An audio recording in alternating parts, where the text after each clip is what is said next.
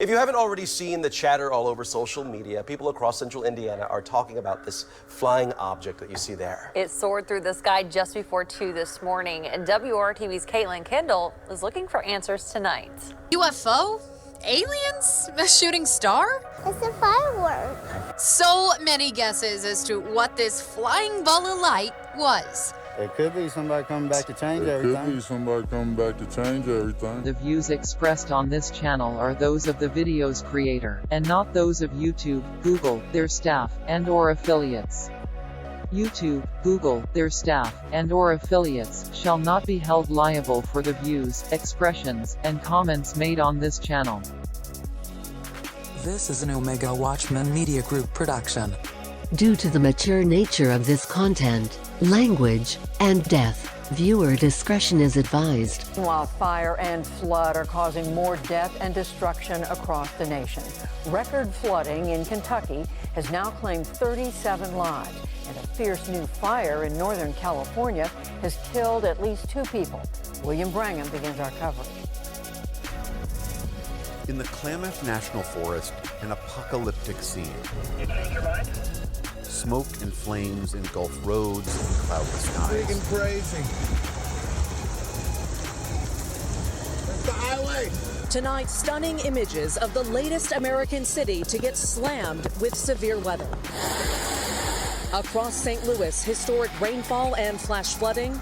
We got stalled out cars here. Forcing rescue after rescue. We have 7 people trapped on a roof. Roughly 100 people trapped in these apartments, evacuated by boat. I was terrified because it's just so high. More than 9 inches of rain falling since midnight, shattering records set in 1915. Yeah, Lester, exactly. Another round of showers and storms is scheduled for tomorrow. This, as scientists note, more rain fell in St. Louis overnight last night than typically falls in July and August combined. Fell in St. Louis overnight last night than typically falls in July and August. California, New York, Illinois, they've all now declared states of emergency over the monkeypox outbreak, a sign that concerns are growing when it comes to the virus. Continues to spread with 48 states now reporting cases, and California is the latest to declare a state of emergency because of the virus. Monkeypox is spread through skin-to-skin contact, and officials say there just isn't enough vaccine available to protect those considered most at risk. As Les Trump reports, concern about the virus is now sparking a wave of panic on social media. Today, panic over monkeypox is spreading along with the outbreak. 6,000 cases are confirmed nationwide, including 5 children. It's reminding many of the early days of the COVID-19 pandemic. This is an Omega Watchman Media Group production. And when these things begin to come to pass, then look up and lift up your heads, for your redemption draweth nigh, and great signs shall there be from heaven. And there shall be signs in the sun, and in the moon, and in the stars. And the stars of heaven fell unto the earth, even as a fig tree casteth her untimely figs when she is shaken of a mighty wind. Seen the chatter all over social media, people across central Indiana are talking about this flying object that you see there. It soared through the sky just before 2 this morning, and WRTV's Caitlin Kendall is looking for answers tonight. After what appeared to be a flying ball of fire early Friday morning, people are asking, what is it? We work to find out. Falling star? Asteroid? Something astrological? A UFO? Aliens? A shooting star? It's a firework. So many guesses as to what this flying ball of light was. It could be somebody coming back to change everything. People in multiple communities, including Noblesville, Columbus, Franklin, Seymour, Bedford, Burlington, Yorktown, and even Frankfort, all told WRTV they saw it. Some say they heard a loud boom. Others say they felt their houses shake. But what exactly was that flying ball of fire that lit up the sky? Hundreds of Texans from near and far, including folks in our area, saw a bright light streak across the night sky. Now, according to the American Meteor Society, it was a fireball, which is a meteor larger and brighter than usual. Simply incredible. KPRC2's Zach Lashway has been talking with folks who saw it. He joins us live from Cypress, where he caught up with one family who says this one really took them by surprise. Zach. Brittany, so listen to this. The Gates were sitting here last night enjoying our cooler temperatures when they say all of a sudden that fireball went streaking across the night sky. Their reaction was all caught on camera. At around 10:23, we were I said rocking, and I thought I heard a car pull up, so I kind of like leaned back, and then I sat forward. And then I like turned and looked, and I was like, hey, look at that. There's something coming across the sky. It was a ball of fire. Like growing up, I think I remember seeing shooting stars. They were like quick, and this was more just like a, and then just fizzled out, you know? So, I mean, it was, I don't know, just nothing I've ever remember seeing. Sitting with Tara was her daughter, Bryn Lee, and their neighbor, Rose Ingrandi. And it had like a blue tail on it, and then it like did like a sharp glow and then faded out. Just kind of were just like, whoa, like, what just happened? That was so cool. Like, it was the coolest thing. This is what the fireball looked like 14 miles away in Magnolia, Texas. KPRC2 viewer Jessica Estes and her daughter sent us this video from her home security system with the same timestamp, 10:23 p.m. And it was blue and green and purple. And then like as it was going down, there's just like sparks coming off of it. People in Houston saw the bright light and in College Station. Beth Wilson was stargazing in Luling, Texas, when she snapped this photo of the fireball. According to scientists with the American Meteor Society, this particular fireball was likely the size of a small car before it entered the atmosphere. The trajectory shows the fireball entered the atmosphere over Cistern, Texas. Its flight ended just a few miles away west of Austin. People along the flight path say they heard a delayed sonic boom, which indicates meteorites from this fireball might have survived the trip down to Earth. Scientists say any meteorites found will likely be small fragments left over from the fireball. If you stayed up late, you might have seen a bright light flash across the sky. Yeah, this happened so quick. Multiple viewers shared video with us of it. You covered here with some very good video. Take a look at your screens now. This video coming to us courtesy of Jordan Abarca, who said that he only actually just got his dash cam yesterday, just in time to capture that streak in the sky right above the road. Well framed for you. I know that happens fast, so don't worry. I've got it slowed down for you here now. That's about a little bit more than half speed there, and I'll let it continue to loop for you so that you can check. This is an Omega Watchman Media Group production. Woe unto you that desire the day of the Lord! To what end is it for you? The day of the Lord is darkness and not light. As if a man did flee from a lion, and a bear met him. He beholdeth not the way of the vineyards. Drought and heat consume the snow waters. So doth the grave those which have sinned. Higgaion Selah. The wicked shall be turned into hell, and all the nations that forget God. Wildfire in Northern California. The McKinney fire is now the largest fire in the state this year. More than 55,000 acres destroyed, at least 2 people killed, apparently while trying to escape the flames.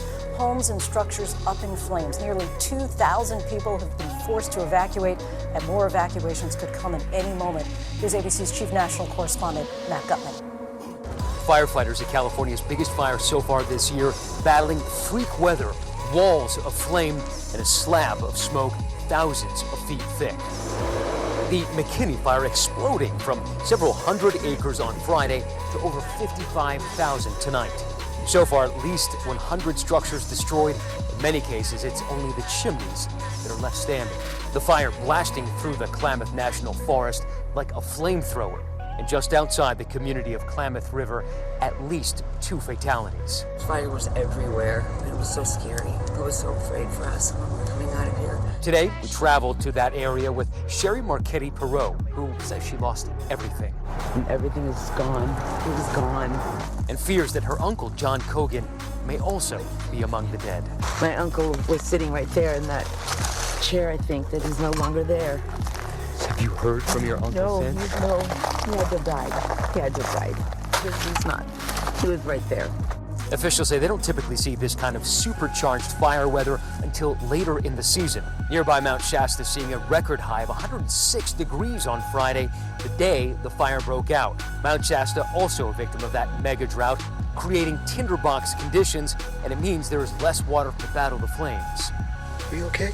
Back in the community, one of the things Sherry thought she lost was Patches. It was actually discovered by a photographer near a burnt-out home.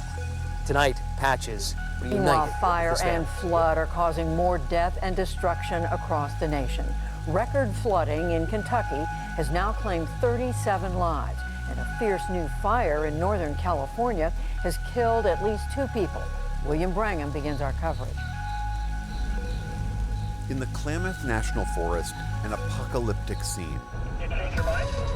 Smoke and flames engulf roads and cloud the skies. The McKinney Fire is the largest California has seen this year. It's clearly visible from space. So far, it's burned more than 85 square miles with 0% contained. Thousands have had to flee their homes. Artist Harleen Schwander is one of them. She says she's lost almost everything. I'm very sad. My house is gone, all my furniture, all my clothes, shoes, coats, boots, everything's gone. The fire started on Friday. Oh my God, look at that burn! And has moved across thousands of acres over the weekend. It's spreading in the largely unpopulated Siskiyou County near Northern California's border with Oregon. Officials warn that so-called dry thunderstorms, seen here at night, produce lightning without rain and could ignite new blazes. Lightning isn't unusual on the Klamath. What is something to consider is that every strike has a greater potential right now to start a fire. And today, the fire claimed its first lives. 2 bodies were found inside a burnt-out car in a residential driveway. But as flames rage in the west, it's the opposite in Kentucky, where flooding has killed dozens, including at least 4 children. And knew not until the flood came, and took them all away. So shall also the coming of the Son of Man be. Arise, O Lord, let not man prevail. Let the heathen be judged in thy sight. Put them in fear, O Lord, that the nations may know themselves to be but men. Selah. Search teams scoured the hills from above, while on the ground, sniffer dogs joined in to try and find the many who are still missing. There's human scent in the water because others have drowned and been pushed through the water. The torrential rains began last week, and today, even more downpours slowed that rescue effort. Officials say they've restored cell service in the area, which could make it easier for people stranded to call for help. After the water receded, the first thing I saw was just roofs of houses. That's the only thing you could see while the water was flowing through. We spoke earlier today with Tiffany Kraft, mayor of Whitesburg, Kentucky, on the eastern edge of the state. She believes at least 80% of the homes in her town were destroyed. I have seen things that I, as a human being, never dreamed that I would see before. I have seen bodies pulled from the river, deceased bodies. I have seen people rescued by boat in 2-story homes that are just, and things like that. I really fully can't describe it, what it's like right now. It's just total devastation.